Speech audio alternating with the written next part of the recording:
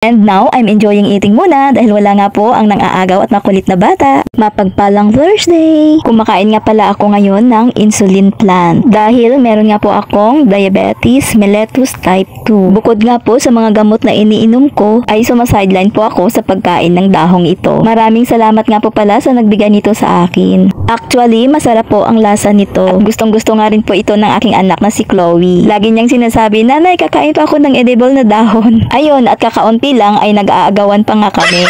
Ito nga pala ay itatanim pa namin. Antay-antay na lang hanggat sa mag-grow ito. And now, I'm enjoying eating muna dahil wala nga po ang nang-aagaw at makulit na bata. Dahil nga, pag nandito siya, ay nako, mas marami pa yung kain niya kaysa sa akin. Tapos, mag-aaway na kami nun. Dahil wala naman siyang diabetes eh. Ang usapan namin ay titikim lang siya ng isang dahon. Abay, nung natikman, ayaw ng tantanan.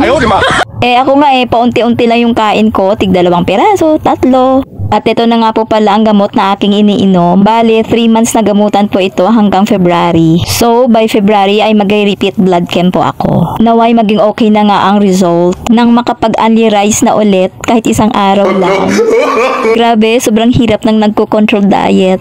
At ngayon ay mag-1 buwan na nga na nagko-control diet po ako. Hindi pa man ako nagko-control diet, ay pumayat na talaga ako. Dapat ang tamang timbang ko ay nasa 50 kg. Tapos unti-unting bumababa. Naging 47 kg na lang. After 3 weeks na nagko-control diet ako, ngayon ay nasa 45 kg na lang ako.